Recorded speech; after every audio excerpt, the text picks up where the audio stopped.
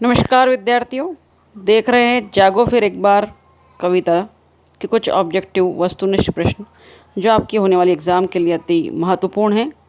BA, BSc, BCom, BBA, BCA द्वितीय वर्ष second year के विद्यार्थियों के लिए है फाउंडेशन कोर्स हिंदी के ऑब्जेक्टिव्स। लीजिए आपके सम्मुख है पहला ऑब्जेक्टिव। जागो फिर एक बार कविता के रचयिता है। 4 ऑप्शन आपके सम्मुख है। श्री सुमित्रानंदन पंत, श्री सूर्यकांत त्रिपाठी निराला, महादेवी वर्मा और जयशंकर प्रसाद। हमारा सही उत्तर है श्री सूर्यकांत त्रिपाठी निराला। दूसरा ऑब्जेक्टिव आपके सम्मुख है। सूर्यकांत त्रिपाठी निराला का जन्म हुआ था। पहला ऑब्जेक्टिव सन 1986, सन 1899, सन 1910 और सन 1890। हमारा सही उत्तर है सन 1899। विद्यार्थियों, निराला जी की कहानी संग्रह लिली में उनका जन्म 21 फरवरी 1899 दिया गया है। और कई एनसीईआरटी की बुक्स में अगर 11th में आप देखेंगे तो 96 दिया है, कहीं 98 भी दिया है। तो उनके जन्म को लेकर थोड़ा सा विवाद है। जिस पुस्तक से मैंने कराया है उसमें 1899 दिया गया है और उनके कहानी संग्रह में भी इसी तिथि को सही बताया गया है। अगला प्रश्न है, निराला की भाषा है अवधी भाषा, ब्रज भाषा, संस्कृतनिष्ठ भाषा या खड़ी बोली। हमारा सही उत्तर है खड़ी बोली। खड़ी बोली पर टिक करेंगे। चौथा प्रश्न आपके सम्मुख है, निराला भारतीय संस्कृति के पोषक व उन्नायक रहे किंतु किसके विरोधी रहे? बालश्रम के। भारतीय संस्कृति के पोषक और उन्नायक रहे। अगर ये प्रश्न भी आ जाए कि निराला किसके पोषक रहे तो भारतीय संस्कृति के पोषक रहे, परंतु विरोधी किसके रहे? पॉजिटिव तो इसके पक्ष में थे परंतु विपक्ष में किसके थे? बालश्रम के, राजनीतिज्ञों के, गलत रूढ़ियों के या धर्मगुरु के? तो गलत रूढ़ियों के विरोध में थे। पांचवा प्रश्न आपके सम्मुख है, जागो फिर एक बार कविता डैश डैश का भाव नहीं थे। नंबर 1 राष्ट्रीय भाषा, नंबर 2 राष्ट्रीय एकता, नंबर 3 राष्ट्र जागरण और नंबर 4 राष्ट्रीय भक्ति। हमारा सही उत्तर है राष्ट्र जागरण। छठवां प्रश्न आपके सम्मुख है, जागो फिर एक बार डैश डैश कविता के आंदोलन की पृष्ठभूमि पर सृजित है, अर्थात किसकी पृष्ठभूमि पर है? नंबर 1 स्वतंत्रता प्राप्ति, नंबर 2 सामाजिक समता समानता, नंबर 3 अंग्रेज भगाओ आंदोलन या नंबर 4 रूढ़ियों से मुक्ति प्राप्ति। जागो फिर एक बार कविता जो आधारित है स्वतंत्रता प्राप्ति आंदोलन की पृष्ठभूमि पर आधारित है। अगला प्रश्न है आपके सम्मुख, गुरु गोविंद सिंह डैश डैश के गुरु थे? ईसाइयों के, जैनों के, सिखों के या बौद्धों के? बहुत ही सरल प्रश्न है, आप जानते हैं इसका उत्तर कि गुरु गोविंद सिंह सिखों के गुरु थे। परंतु आइए थोड़ा सा और डिस्कस करते हैं। सिखों के ये 10वें और अंतिम गुरु थे, जिसमें श्री तेग बहादुर जी के बलिदान के उपरांत 11 नवंबर 1675 को ये 10वें गुरु बने। कब बने ये भी पूछा जा सकता है। आप एक महान योद्धा, चिंतक, कवि, भक्त एवं आध्यात्मिक नेता थे। सन 1699 में बैसाखी के दिन आपने खालसा पंथ की स्थापना की। तो देखिए 2-3 प्रश्न और इसमें बढ़ गए हैं कि किस दिन खालसा पंथ की स्थापना हुई थी? 1699 में हुई थी, बैसाखी के दिन हुई थी। और किस दिन ये बने गुरु? तो 11 नवंबर 1675 को 10वें गुरु बने। गुरु गोविंद सिंह क्या क्या थे? योद्धा थे, चिंतक थे, कवि थे, भक्त थे, आध्यात्मिक नेता भी थे।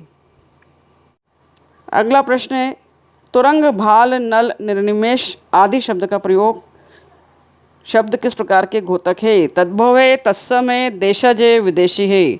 हमारा सही उत्तर है तत्सम शब्द है। तुरंग आप जानते हैं घोड़े को कहा जाता है। भाल से तात्पर्य यहाँ मस्तक और माथे से है। निर्निमेष अर्थात एकटक देखने से है। गुरु गोविंद सिंह किस धर्म से संबंध रखते थे? अगला प्रश्न है। हमारा सही उत्तर है हिंदू धर्म से, राजपूत से, बौद्ध से या सिख से? तो सही उत्तर है द सिख धर्म से। बंगाल के मेदिनीपुर जिले में बसंत पंचमी के दिन 1896 ईस्वी में कौन पैदा हुआ था? इस तरह अगर पूछ लिया जाता है तो भी आपको उत्तर लिखना है सूर्यकांत त्रिपाठी निराला। रामकृष्ण परमहंस, रविंद्रनाथ टैगोर, सूर्यकांत त्रिपाठी निराला और गुरु गोविंद सिंह। तो दोस्तों पहले ही बताया जा चुका है कि सूर्यकांत त्रिपाठी निराला के जन्म को लेकर थोड़ा सा विवादास्पद है स्थिति। इसलिए अगर इस तरह भी दिया जाए तो आपको ये लिखना है, ठीक है। अगला प्रश्न है 12वां, सिख समुदाय के 10वें गुरु का नाम क्या था? गुरु अनंत देव, गुरु रामदास, गुरु अंगद दास या गुरु गोविंद सिंह? गुरु गोविंद सिंह सिख गुरु के 10वें गुरु का नाम था। 13वां प्रश्न आपके सम्मुख है, निराला किस वाद के कवि है? प्रगतिवाद, छायावाद, प्रगतिशील या प्रयोगवाद? तो आप जानते हैं सूर्यकांत त्रिपाठी निराला जी छायावाद के आधार स्तंभ कवि है। 14 नंबर का प्रश्न है, निराला जी का संपूर्ण साहित्य किसमें प्रकाशित है? साहित्य संग्रह में, सार संग्रह में, निराला रचनावली में या निराला सार में? तो उत्तर हमारा होगा निराला रचनावली। सत श्री अकाल किस धर्म से संबंधित है? 15 नंबर के प्रश्न को डिस्कस करते हैं। सत श्री अकाल किस धर्म से संबंधित है? मानव धर्म, हिंदू धर्म, सनातन धर्म या सिख धर्म? सही उत्तर है सिख धर्म। सत यानी सत्य और श्री एक सम्मान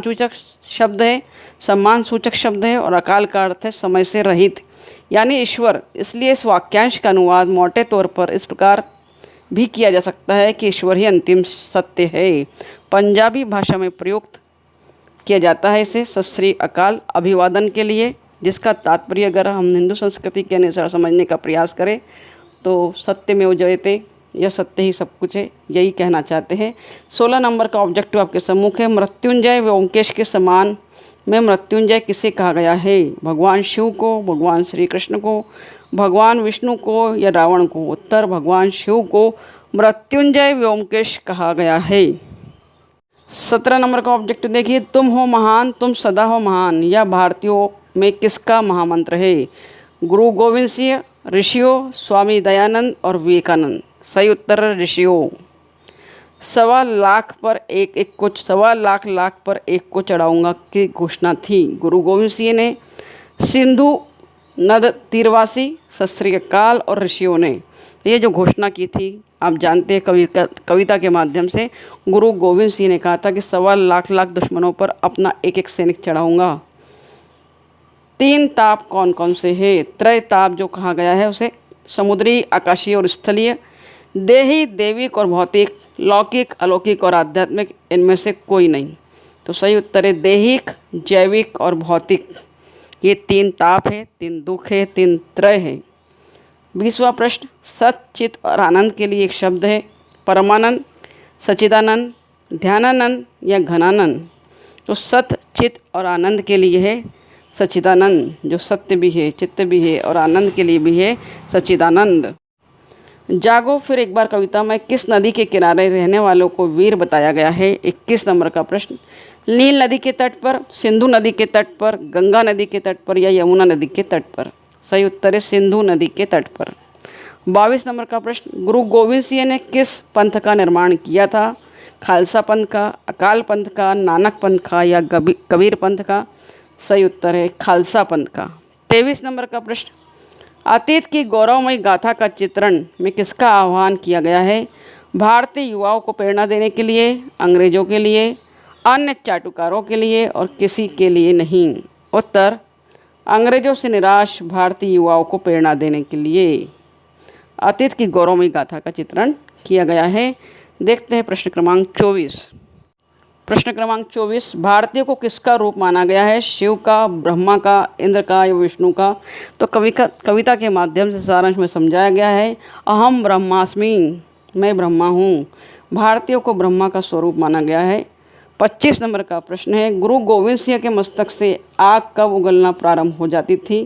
ताप त्रय मुक्त होने की दशा में, शस्त्रधार से रस टपकने की दशा में, सत श्री अकाल के उच्चारण से और कोई नहीं? तो उत्तर होगा सत श्री अकाल के उच्चारण से गुरु गोविंद सिंह के मस्तक से आग उगलना प्रारंभ हो जाती थी। उनका मस्तक आग की भांति लाल हो जाता था।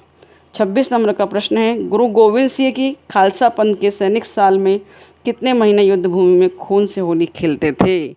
हमने कविता में देखा है कि 12 महीने खून से होली खेलते थे। तो 3 महीने तक, 12 महीनों तक, 6 महीने तक या इनमें से कोई नहीं? तो उत्तर है 12 महीनों तक।